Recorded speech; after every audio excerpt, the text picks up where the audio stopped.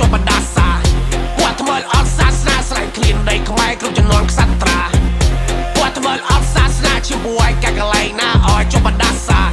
ពួកថ្មើលអត់សាសនាស្រែកឃ្លានដីខ្មែរគ្រប់ចំនួនខ្សត្រាឈាមពួកនេះគោរពព្រះតែជាវិដេរឆានពួកឈាមថោពួកចៅតសណ្ដានសិទ្ធិពួកថោពួកថៃពួកថ្មើលពួកនេះហ៊ានលើកដៃបល័យជុតស៊ីវិលហ៊ានវាបាក់តបឲ្យដៃដល់ម៉ោង5ឈាមពួកនេះចេញបាញ់ជួឆ្នាំខ្វយវាងកដាព្រៃដេកស្រាតឲ្យបំពេញដីខ្មែរជាចំណីសត្វថ្មហយតាពូឲ្យបរាជ័យគ្រូស្ដាច់បាត់ខ្មែរជំនាន់នេះឲ្យភ័យលេចអាចខ្មែរជួយខ្មែរពូជអញគឺអញ្ចឹងអត់ដូចពួកថៃឈាមវាសិសផឹងកំហឹងអញចង់បែងបែកក្បាលពួកសៀមចិត្តជាហ៊ានឈាមសងដល់ឈាមភ្លេចអញឡើងក្រហមចិត្តអញអត់មិនបានចង់ចាប់អាកកាត់ក្បាលពួកដេរឆាតពួកថ្មើលអត់សាសនាជាមួយកាកលែងណាឲ្យចុះបដាសា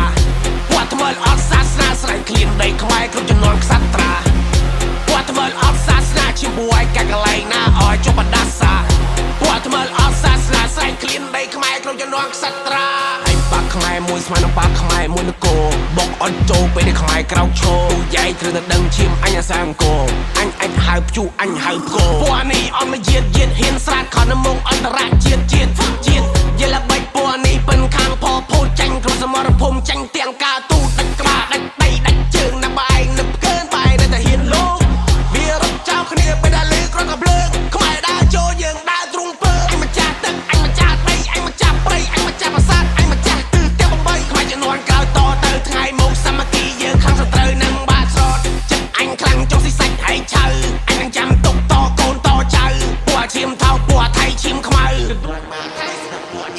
ដកទុំជាតិចៅជន់នៅលើដីមកចន្ទកោដើរចូលយើងដោតទុំជ័យនេះជាទឹកដីអញសុំស្ដាប់ពួកដេរថៃខ្មាំងបរាជ័យខ្លាចជាកំដរដីយើងត្រូវការសុខសន្តិភាពបើមានអ្នកជ្រៀតយើងត្រូវតែតដៃខ្មែរយើងមានឈាមបរមានពេលយើងចេញច្បាំងសត្រូវដឹងតែខ្សែពួកថ្មើលអត់សាសនាជាពួកឯកាកលែងណាឲ្យចុះបដាសាពួកថ្មើលអត់សាសនាស្រែកឃ្លានដីខ្មែរគ្រប់ចំនួនខ្សត្រាពួកថ្មើលអត់សាសនាជាមួយកាកលែងណាឲ្យចុះបដាសាពួកថ្មើលអត់សាសនាស្រែកឃ្លានដីខ្មែរគ្រប់ចំនួនខ្សត្រា